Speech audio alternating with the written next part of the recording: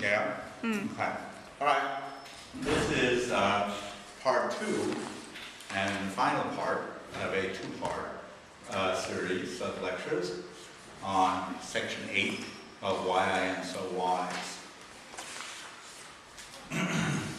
Section 8 of Why I Am So Wise is a very difficult section to really engage and hold up in your arms the enormity of what Nietzsche is saying. But we'll try. I'm not sure we got there last time, but we'll try this time again.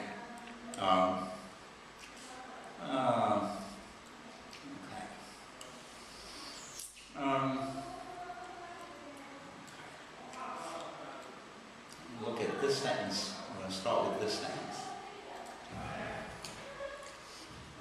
As we have been saying, certain pieces of this we know. We know that Ecce Homo is the forward to the planned revaluation of all values. So we should expect to find a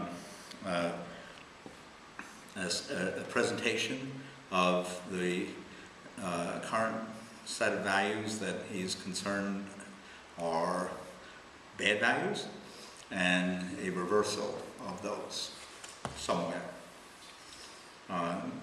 Maybe not necessarily labeled by their authors, but in some cases maybe they are labeled by their authors.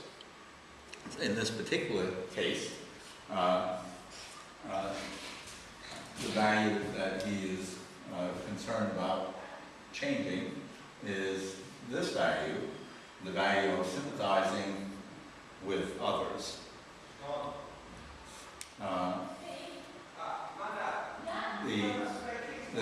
The position that he's rejecting is the idea that I achieve my humanity, I realize my fullest humanity by my ability to have sympathy and compassion for my fellow human being.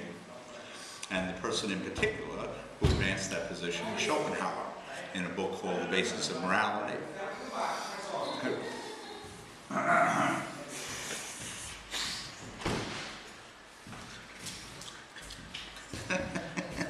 Yes, it's a Nietzsche class, and yes, I'm not about telling the head of the department and the CP to shut up. So Schopenhauer was a predecessor whom he read carefully and at one time followed, but then rejected. And Schopenhauer took the position that the basis of moral action is the feeling of compassion for others. Because in feeling compassion for others, I recognize myself in the thoughts and feelings of the other, and so recognize the other as the equal to myself, so that the moral psychology, see that ethics and moral psychology are connected to. For a given ethics, there's a given moral psychology. For the ethics of the equality of human beings to one another, there is the associated moral psychology of compassion, being able to put yourself in the other person's place. For the ethics of inequality, which is what Nietzsche represents, something different. A different moral psychology comes into place. It's I'll explain it in detail, but it's the moral psychology of exercising mastery over the life-weakening vengefulnesses and feelings of vengefulness and vindictiveness from which we suffer. One moral psychology is, well, I have more to say about that book. One moral philosophy is a philosophy of equality, and an associated moral psychology of the feelings of another. Another ethics, another Moral philosophy is a philosophy of inequality and a hierarchy, which is what Nietzsche represents. And with it goes a moral psychology that doesn't feel the feelings of the other person, doesn't seek to embrace the feelings of the other person, doesn't find their humanity in the identification with the feelings of the other. So we have in this little line, we have two contrasting moral philosophies, and associated with them, it's very dense stuff. Two contrasting moral psychologies, and associated with them two contrasting moral philosophies, one of equality, one of inequality, and two contrasting moral psychologies. It's easy to understand the moral psychology of Schopenhauer because we were all raised on it. Oh, pity, compassion, it's Christianity. The real difficulty is in understanding the moral psychology of Nietzsche, which leads to a kind of inequality which he thinks is necessary for the human species to make progress. Okay? That's clear enough. All right. Ecce Homo is the forward to the full wide world that will present this new set of values and the new associated moral psychology that will lead humanity out from its state of weakened and impoverished life that it currently has to a state of overflowing life. How will that happen? Okay. So the heart of the line is to understand, the heart of the passage here that I've highlighted is to understand that phrase. My humanity is a constant self-overcoming. Rather than try to feel with and for others, to what we call empathize or have compassion, I rather keep the feelings of, I hold the feelings of, I hold myself from that identification with others. I deliberately stop doing it. So there I am, and there's a possibility of my, just like I get for other people, the possibility of my slipping into feelings of compassion and identification with the other, but I stop myself from doing it. Why? Why? Where is compassion and pity in Nietzsche's world? Well, we got a little bit of a clue if we think back to Ecce Homo I, section 4. In Ecce Homo I, section 4, he said that he had the privilege of feeling great guilt. I have the privilege of great guilt. And as I was feeling the privilege of great guilt, pity came along and stuck its nose in my business in a way that was potentially very destructive to me. What does that mean? Well, from reading Ecce Homo I 4, it's not obvious at all why he says that he is privileged in feeling great guilt, but it does become obvious in reading Ecce Homo I 5, because in that section he says, well, you know, I'm somebody who's given over, supposed to have a tendency to want to retaliate, and when I'm in the situation of wanting to retaliate, instead of striking back against the other, even though I'm in the right, and I feel in the right, and I feel I shouldn't have been wrong, and I'm suffering terribly having been wrong, even though I'm in the right. Instead of proclaiming myself in the right, instead of going with that terrible suffering, but I'm in the right, what I do is I force myself to feel in the wrong. In other words, whatever the wrongdoing was, quote unquote, wrongdoing that I suffered, instead of the usual belief, the usual position that the wrongdoing was instigated by the other person, and that I was wronged and am in the right and should not have been wronged, I say, no, the wrong is mine. It wasn't instigated by the other person. I accept the blame for that wrongdoing on myself, even though I'm in the right. This is impossible.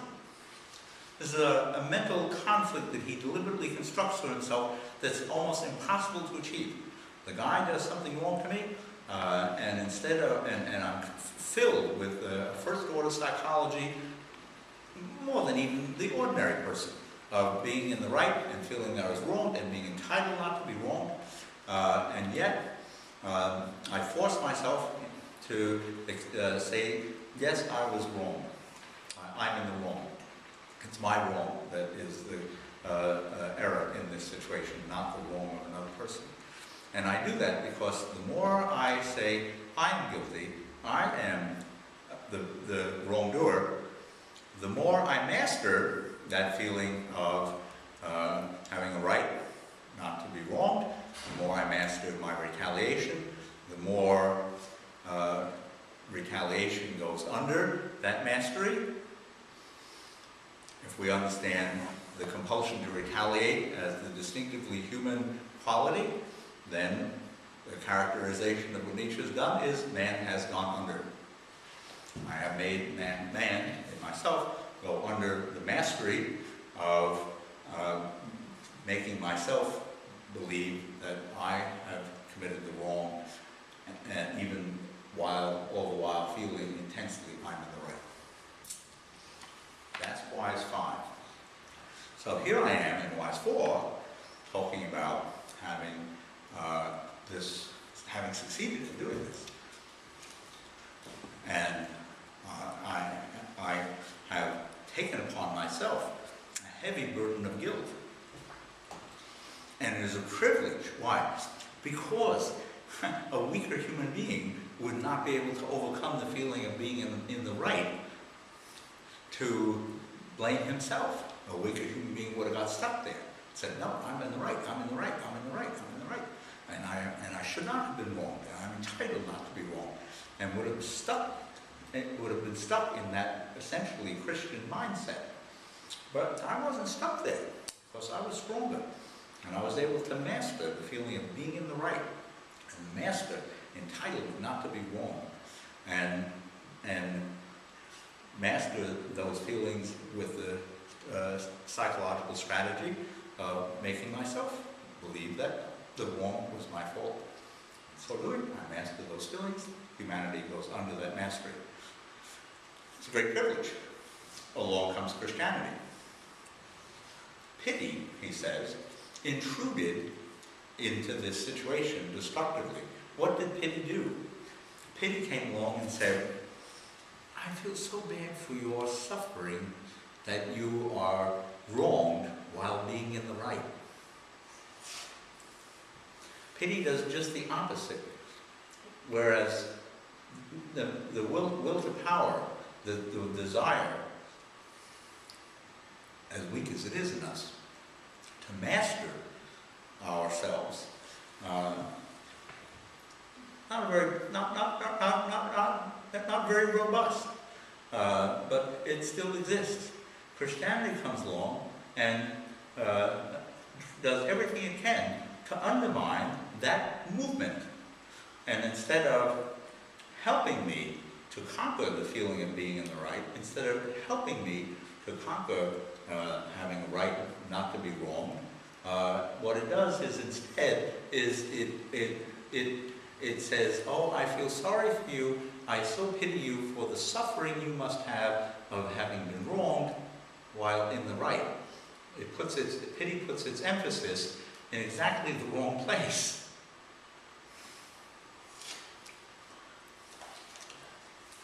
Pity is always identifying with the side of us that is weak and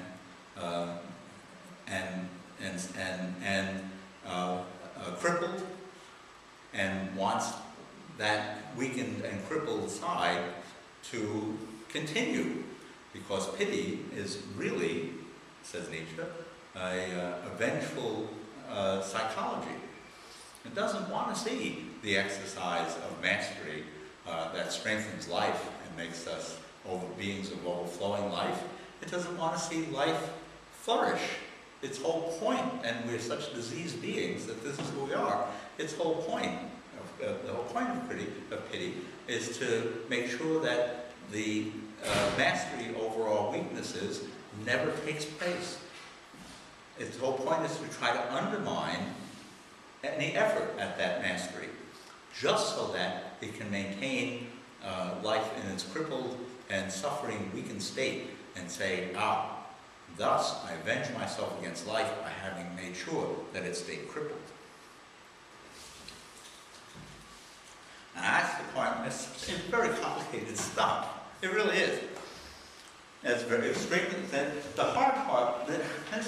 The hard part of Nietzsche's philosophy is its psychological complexity, and of that I would say I could characterize the psychological complexity as the complexity of his moral psychology.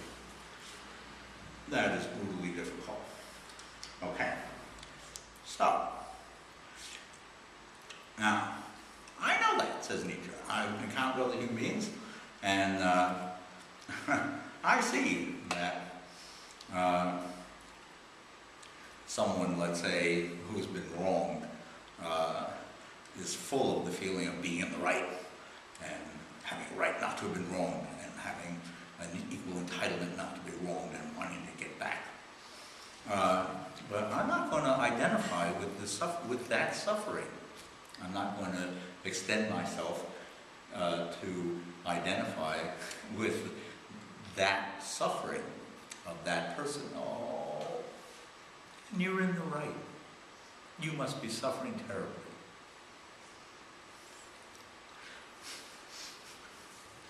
Instead, I'm in this situation, he says. I'm very astute psychologically, and I can see, he says this, I have a hypersensitivity. I can see that what that person is doing in wanting to, in filling himself with the feeling, but I was in the right, and a wrong was committed against me. I have every right not to be wronged. I'm the equal of anybody else, and I have equal rights and equal entitlement, and I'm entitled not to be wronged. I can see, Nietzsche says, that person is setting himself up to want to strike back, and that the feelings of wanting to strike back are feelings that burn up life in him. Then that's what he's doing, and is compulsively doing it. And it's a sad and horrible sight to see a human being devouring himself by being burned up with feelings of the desire to retaliate. And when I see it, I am overcome with the feeling of disgust. My greatest danger is disgust at humanity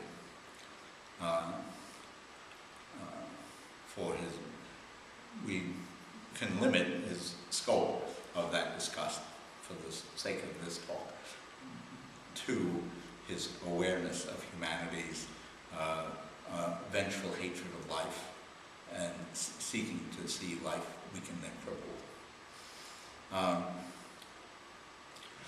Disgust with humanity is my greatest danger, he says here in Wise 8.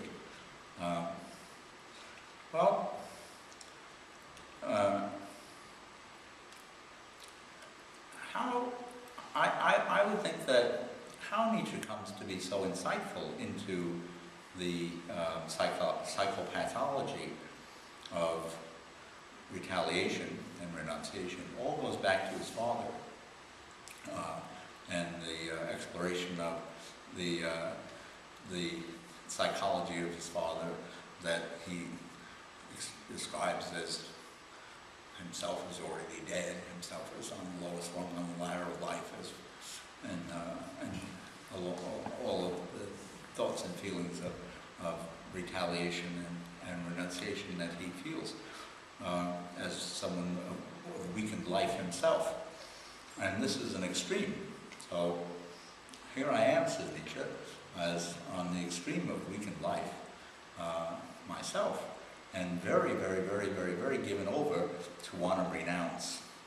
And I look at humanity, and I look at my first order psychology, which is, in part, allows me to see humanity so clearly, but also disposes me to want to profoundly renounce humanity as I see it that clearly. It's disgusting. Mankind should just be wiped off the earth. It's like an ugly bug.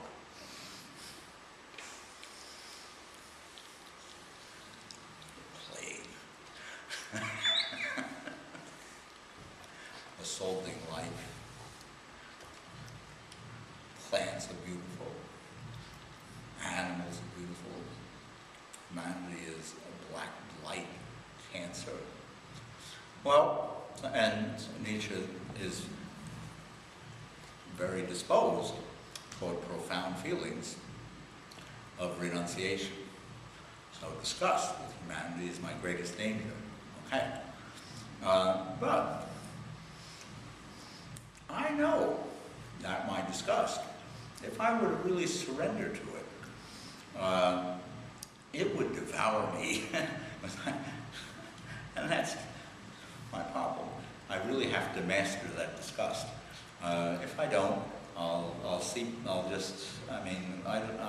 if you continue the logic of renunciation out of disgust to its conclusion, you'll kill yourself. Why would you even want to be alive? It's a hopeless and disgusting species. So Nietzsche says, I have to get control of my feelings of disgust. And the first way that I do it is I don't let myself feel the feelings of the other. So the first step in self-mastery is to keep the feelings of the other, is to hold the feelings of the other, to stop them, to hold them out from myself, hold myself away from them. Because I could easily allow myself to slip into that. I could just as easily, as another person, as the Christian, sit and say to someone who's been wronged, oh, you poor thing, you were in the right and you've been wrong. What terrible suffering it must be to feel like you've been wronged and be in the right all the time. You must be just burning with resentment and bitterness. It'd be quite easy for me to slip into that. So my first step in self-overcoming is not to allow myself to feel the same as the other person. Not to allow myself to feel the other person's burning resentment of being wrong while being in the right. My humanity consists in separating myself from compassion.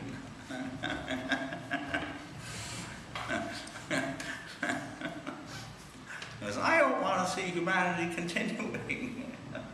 I separate myself from compassion. I don't want to support that side of us. I want to support the will to power side of us. I want to support the side of us that's making the effort of self-overcoming. So, that's what I'm trying to do. As instead of allowing myself to slip into disgust at my fellow human being, the more I allow myself to feel with and for my fellow human being, the more full of feelings of disgust I become. I don't do that. Instead, even though I really do see very deeply into the mind of my fellow human being, and even though I'm very, very, very, very disposed by this position of my father's psychology to want to identify with these negative sides of human beings, I'm not going to do it. And I'm going to, and I can't. I'll die. I can't live that way. Instead, what I'm going to do is master that feeling of disgust. How do I do that? That's what I have to do. I have to. So my project, instead of my project is to master the moment of allowing myself to slip into feeling with and for others and the disgust that comes with that. So we have two moral philosophies and two moral psychologies. The first moral philosophy is equality, and the moral psychology that goes with it is compassion and pity. We have another moral philosophy which is going to call for a inequality of human beings, because it's insisting on the strengthening of life over the things that weaken it, and that strengthening will happen in some people and not in other people. And it will generate a hierarchy of commanders and good warriors. And with that moral philosophy, there comes a moral psychology that is not the psychology of feeling the same as others, but in trying to master that moment of feeling with others and overcoming what I feel from others. By doing that,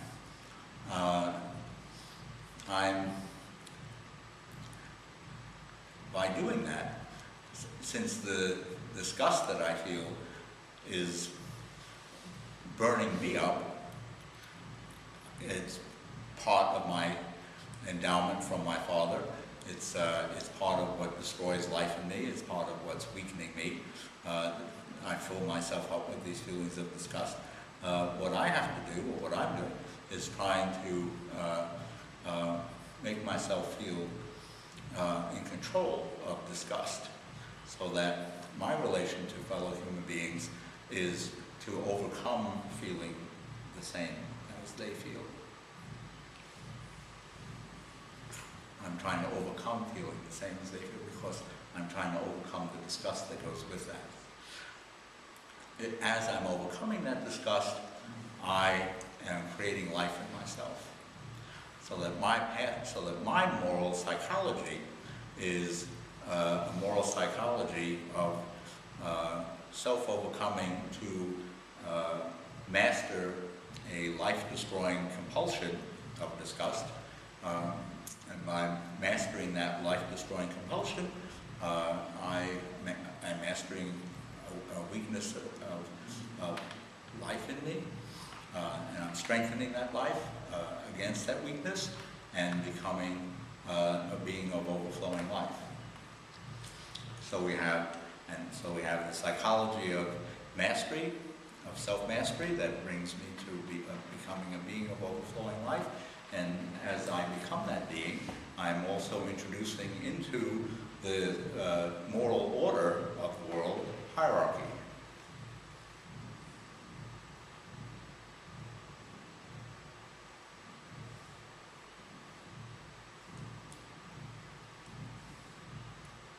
The hierarchy of the individual.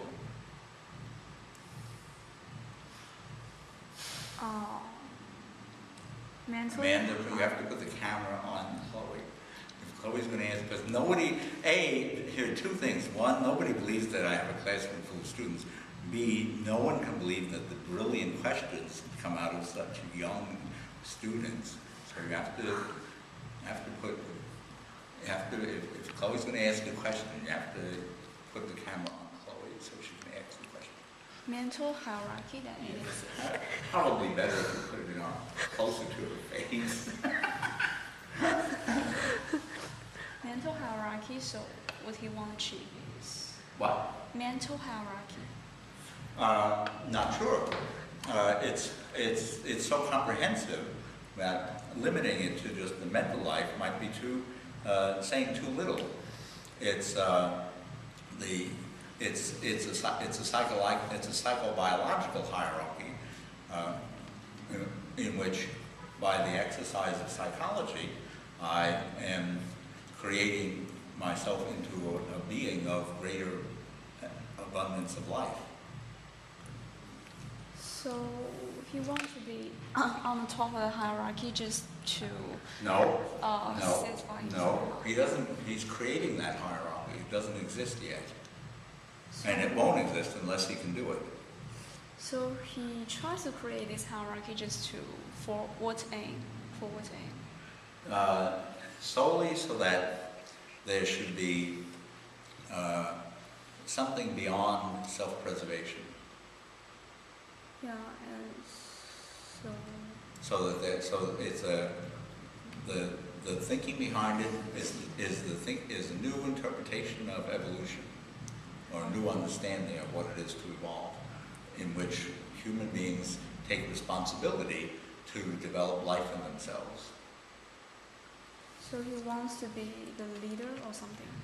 He would become that, not necessarily as a desire, but as a natural outcome of his own self-command. He puts himself, just naturally, by doing that, in a position to instruct others who would like to overcome the life-destroying sides of themselves, and who look to him for the techniques to do it, how to do it. Such as the technique of taking the blame for the wrongdoing of the other on yourself. So is that actually he doesn't want to be the top of the hierarchy, but instead he wants to be an inspiration for others? That would be closer to the truth, yes.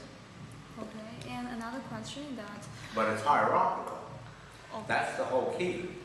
So that's the main difference in the value system. One is a moral philosophy of equal wills and a moral psychology of compassion. Another is a moral psychology of inequality of wills. My will is stronger. So he just wants to be the warrior, but not the... He just wants to be a warrior for his belief, for another psychology, for another philosophy.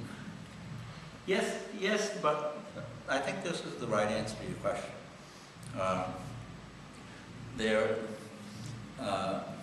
Nietzsche, in doing this, Nietzsche sets himself on a pathway of the growth and development of life.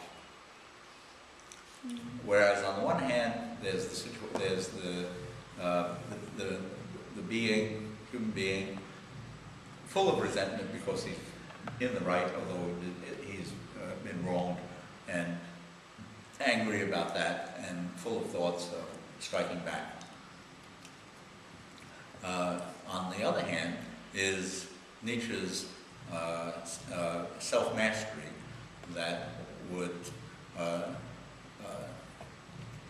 by using this sneaky little strategy of blaming himself, control the thought of being in the right, and so control the feeling of retaliation, and so advance life into a higher, more richly developed expression in himself. Why would you do that? There's no answer to that. And final question. I don't think he thinks you can answer that. I think he thinks that you should just instinctively know that. Okay. If I faced you with those two possibilities and said, which pathway should humanity take? Should it take the pathway of the person full of feelings of being in the right and yet wronged and resenting and burning to strike back? Should that be the pathway of the human race? Or should the pathway be the pathway that Nietzsche identifies in himself as capable of, and I guess others of us are too, if we follow him, the pathway of conquering that feeling of I'm in the right, so I get to strike back when I'm wrong, and taking life instead of life being burned up and squandered in negative feelings. Life is that negative side goes under a mastery, and life is strengthened, and we become beings of richer life. And I think if I put before you those two possibilities in Nietzsche's mind, you should instinctively pick his side. You shouldn't need a reason. Okay. See? Then there is another question, which is that since he want to like commit mastery on others. Since he wanted to make a what? He want to make a mastery. Mastery. Yeah, he want to make a mastery. Then. No, it's wonderful. He want to make the mastery. Then so he put himself into others' shoes, right? No. He fights doing that. He fights doing that. Then how can he master himself? It exists. In the same way, because there's always a first level psychology and a second level psychology working on him at the same time, and they're fighting each other. So in the case of the wrong done him, there's a psychology of I'm in the right, I'm in the right, I'm in the right, and then him forcing himself to say I'm wrong. Yeah. Even though I'm right. Even though I'm right. So he's always forcing. So the act of self-overcoming involves some psychological tension like that, some kind of contradiction. So in this particular case too, when we're talking about identifying with the other, there is on the one hand a mind, first order psychology of disgust and identification with, let's say, the person who feels I'm in the right and I should not tolerate being wrong, and wants pity for that suffering. But then there's another psychology, nature fighting against that, making that not happen. I will fight against my feelings of disgust and humanity. So what exactly is another psychology fighting his disgust? So what is another psychology? How to... Good questions. It's just amazing. Thank you. You just follow it so carefully. So his question is, so what is the psychology that Nietzsche employs to fight disgust? And the answer is there.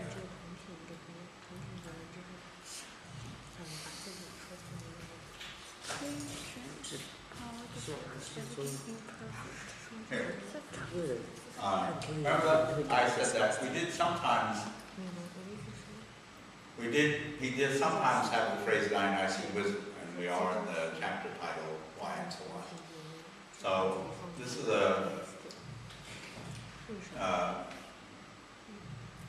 this is his Dionysian wisdom, which maybe is occurring in this section. The power,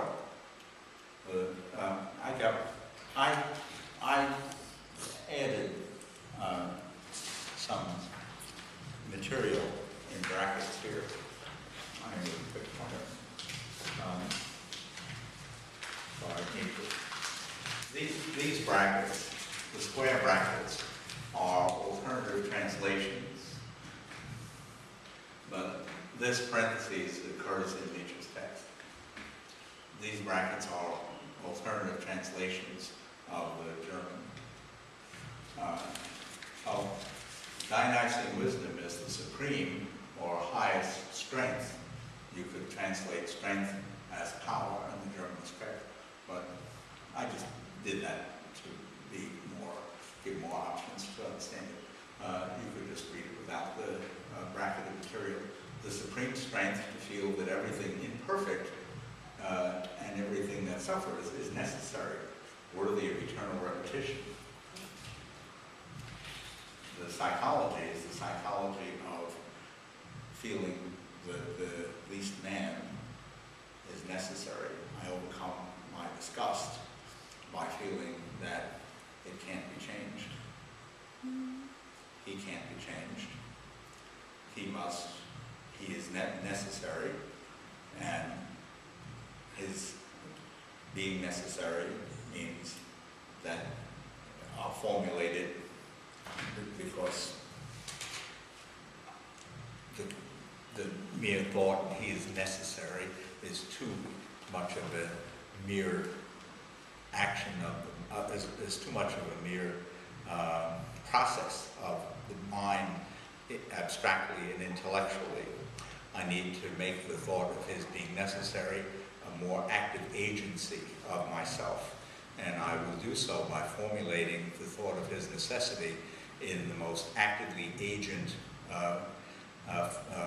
format and context that I can think of. And that format and context is the context of willing that he will happen again, and again, and again. In other words, the mere abstract thought, the least man is necessary, becomes as a agency of the self, the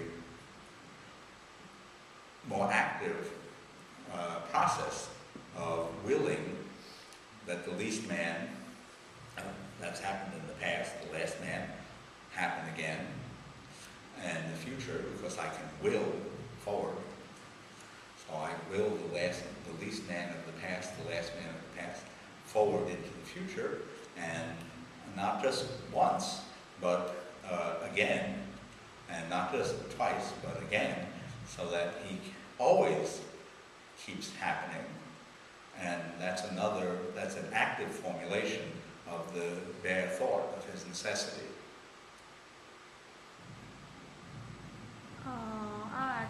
I'll ask a relatively cheeky question, which is that I You think what? You want to ask a relatively cheeky question?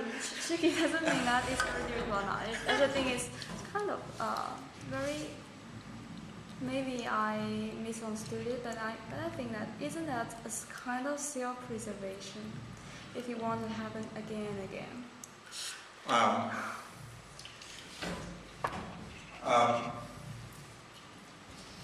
What's supposed to happen is this.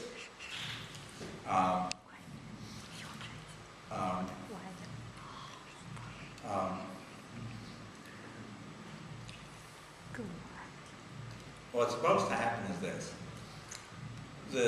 The feeling of disgust is essentially a feeling of wanting something to be different. That's what's captured in the idea of necessity. Good. I don't want it to be. I don't see why the least man has to be. But what you want to do is to overcome it. Yes. So my starting point is, why does there have to be the least man? The starting point is the starting point of renunciation, the starting point of wanting something to be different. I want it to change. I don't want it to be. I can't stand it. So from the beginning, it's not. So what I do is, but wanting it to change and wanting it to be different is draining me of all of my positive thoughts and feelings. I'm kind of stuck on that spot of wanting it to be different, wanting it to be different, wanting it to be different. I'm fixated there. I'm paralyzed there. So here's where I start exercising mastery. I force myself to accept the least man as necessary by forcing myself to accept that he cannot be changed. And the active format within which I perform that act of self-mastery, of forcing myself that he cannot be changed, is in the format of I force myself to will that he happen again. So I'm defeating the feeling of changeability. So this contradictory makes him avoid the self-preservation. Yes, because what he's doing by overcoming the feeling of wanting changeability is that's the feeling that is the foundation for renunciation. Suffering, we only suffer because we can't change anything. I mean, suffering, we wouldn't be suffering if we could bring about change. It's the element of unchangeability that makes suffering suffering.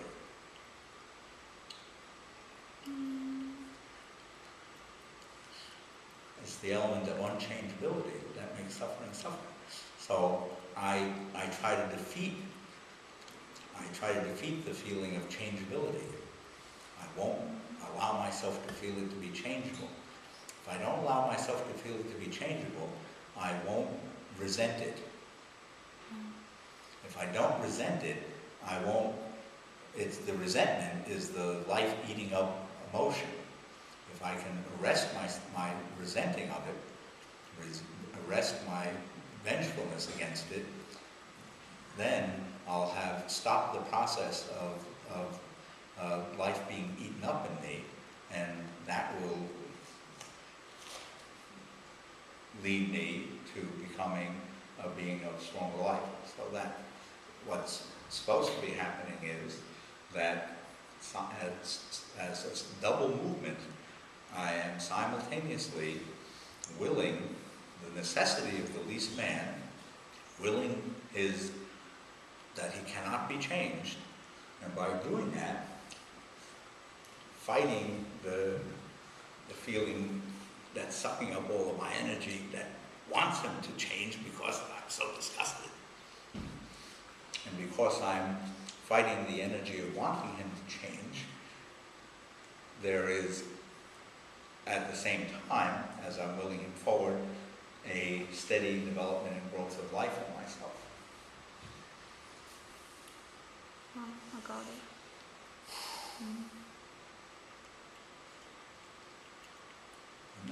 I told you the hard part is Nietzsche's moral psychology. So the right moral psychology is to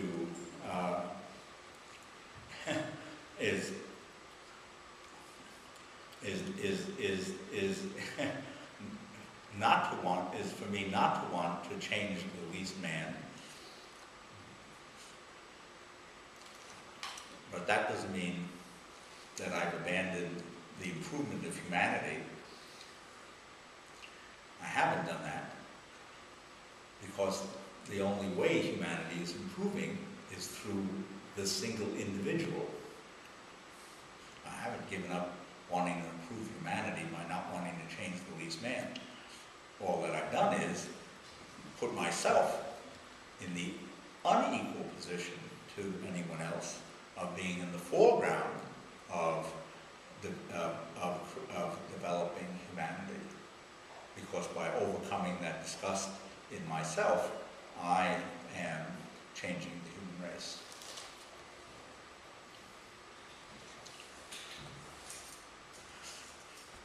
That's why the moral philosophy is a moral philosophy of the individual over the good warrior who is subordinate, whereas the moral philosophy of equality is we're all equal. That's the whole revaluation plan in kind of a nutshell, is we're going from a situation of the modern times of pity and equality, and all of that has been a disaster. And instead we need to move to a political, social system of a kind of new nobility in which individuals are at the center of human development. And the mass is blindly looking around for guidance.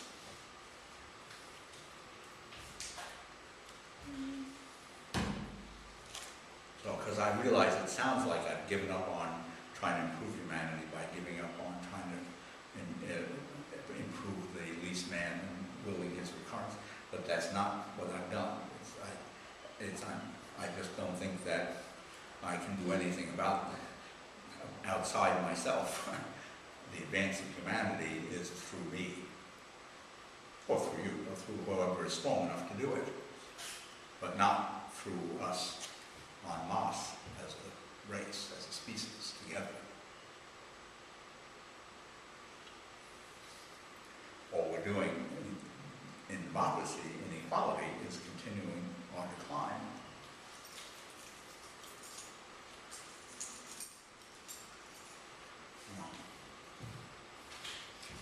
I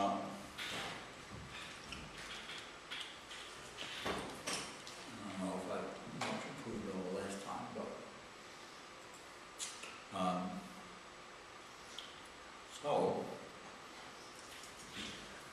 but that's what we have to understand. So I'm constantly overcoming my disgust, and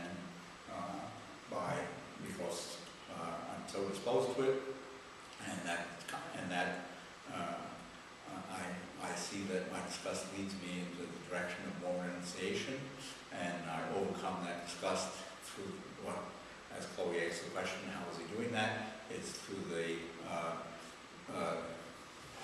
what he develops in Zarathustra, this active concept of willing the eternal recurrence. But that concept has, that idea, which is an active formulation, can just be put in the more purely intellectual framework of accepting everything as necessary. But in its fullest active formulation, it's willing the task to recur internally forward. Okay, so I am constantly self-overcoming my disgust by willing the least man eternally forward. And so I'm undermining wanting him to change. And by undermining wanting him to change, I'm removing the possibility of resenting and renouncing him for being what he is. That is the new conception of being human. It isn't a shared, it's an individualized humanity. You may not have it. You may not be capable of it. Maybe only a few of us are capable of it. Only the new nobles are capable of being human. Only the new nobles are capable of being the true humans. That's clearly what that says.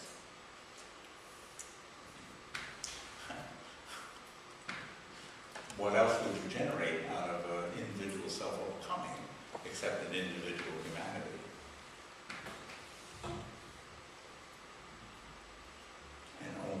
And so it's a complete reversal of the concept of being humane.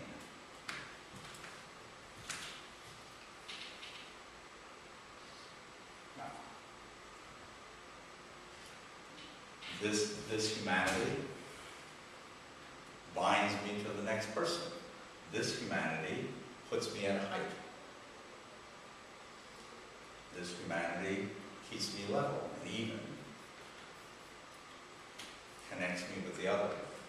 This humanity elevates me to this peak. I seized my disgust. I grasped the meaning of disgust as the meaning of wanting the least man to be different from what he is. I seized upon the idea that wanting the least man to be different from what he is the psychological platform for renouncing him. And I seized on the idea that my feelings of renunciation are life-destroying for me.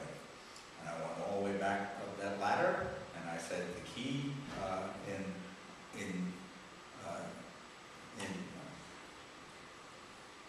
destroying or in undermining the life-destroying renunciation that I feel is to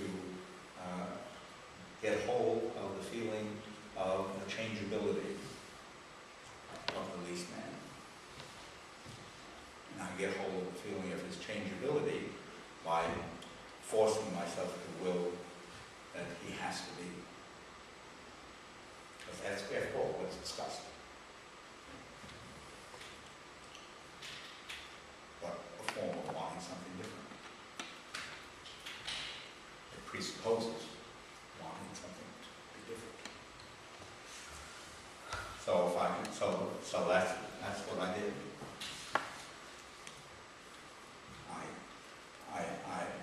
I began to see the least man as necessary. I stopped wanting him to be changed, and as I did that, I reached this height. Now,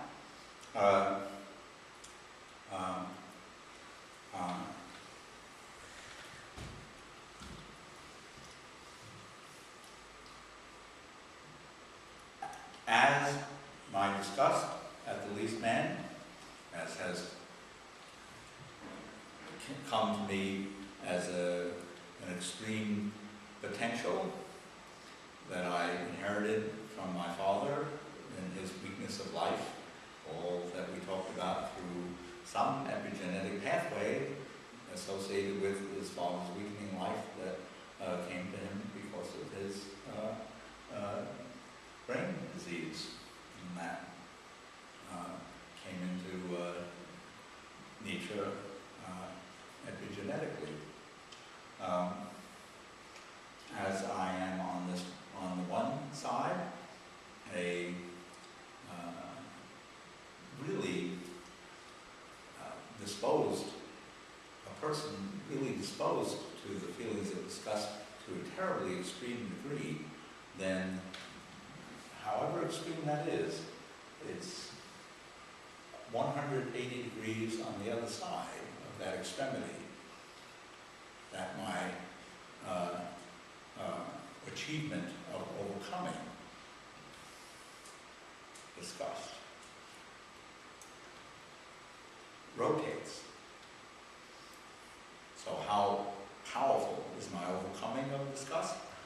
Or how enormous is my achievement of being at the height here and this overcoming of disgust? Is as enormous as is the depth of the disgust that I felt in the first place. That's how much we measure it. So if there's anything to be said about the uniqueness of my situation as being already dead as my father, that generated in me an abyss of disgust, then that same uniqueness can be stated, can be brought forward as the uniqueness of my achievement of being precisely defining the being of overflowing life that won't generate disgust. Right? I have a last question to ask. What he want to change and what he didn't want to change, because this mess is something that he couldn't change, but he wanted to change something, right? Then what's that thing? In all cases, the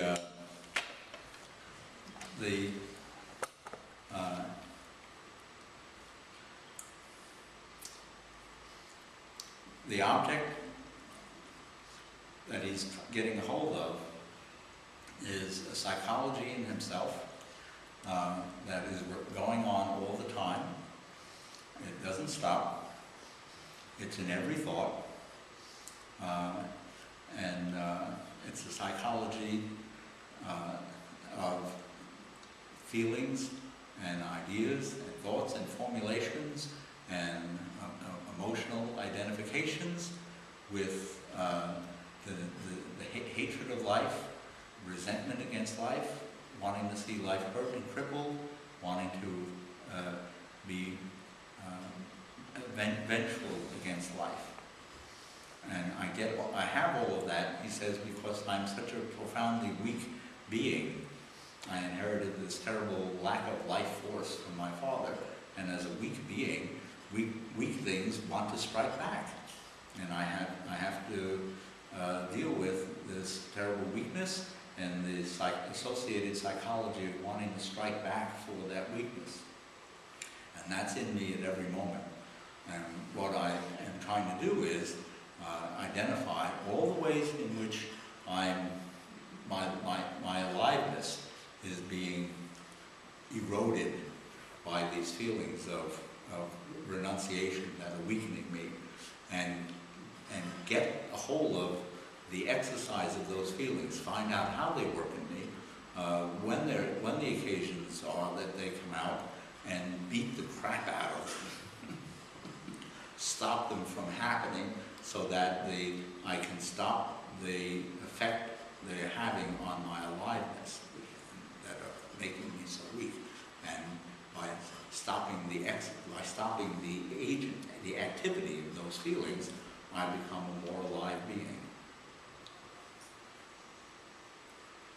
So by stopping the action of disgust, by forcing myself to say, the least man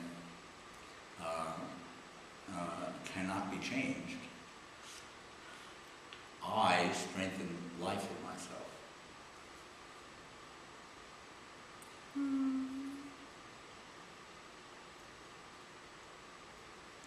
Isn't that beautiful? Could I use the board? Huh? The board? Could I use the board? Yes. Okay. It's beautiful because it's just this one individual advancing this project. It's going to be hard to erase it. It's going to be hard to erase. Wait. Erase something. You can use the erase. The eraser's on the eraser's right there. It might be a little hard to erase, but feel free. Oh, it erases. It is a region. Huh?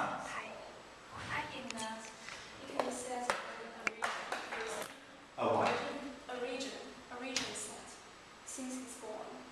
And then it might be a little bit confusing, but in there one side disgust and also means solitude.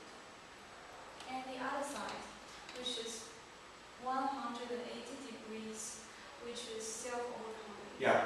And then this side is disgust, right? And, Yes. and this side always turns into the another side.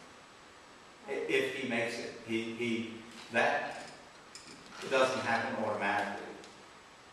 He has to, when he says it's a constant self-overcoming, it means that he has to be involved in the agency of overcoming disgust all the time, so that it's not as if I sit and say, I will the least man to recur, and it's over. Any more than in the situation of being wronged, I can say, I, even though I'm right, was wrong, but I will take the blame upon myself. It's a psychological dynamic, so I can say, as a project for myself, go ahead now and take the blame for the wrongdoing on yourself, the wrongdoing to you on yourself, even though you're in the right. I can say that, but making my emotions do it is another thing.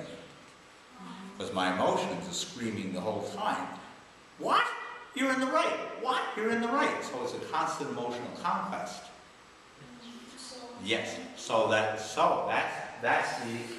why this is such a significant section. He has lifted the entire human race off its flat back to someplace no one has ever been before. How did I get to this height? So where the side on coming turns back to disgust? Hmm? If he failed to do so sometimes. Oh, of course, Okay. and it did. Yeah. Despite what he's just said here, when Oh, he my sister or mother? correct. Okay. And I just adopt you and take you to the United States. If you had any idea of the level, I don't even want to talk about it. I don't even want to talk about it. You try to talk to American students, they have no scientific mind at all. Yes, so after he wrote this, it was later that he put in the remarks about his mother and sister. And what does that say? I don't know exactly what it says. It shows you that he's a flawed being, but it shows you it's a psychodynamic. And that, in my particular case, the least human being turned out to be my mother and sister, and it broke me. yeah. So actually this process, his psychology is like this, right? So when the disgust fail, when this disgust is changed into self-recovery, then this lens will be eliminated Yes. and changed into another lens. But and be added to there. What should happen is disgust, it may still be there, but it's under a kind of self-mastery where it isn't actively weakening life in you. So where it's suppose it is a balance, suppose it is a balance, it is a private, then it is eliminated, or and so where his disgust transferred instead of becoming or not.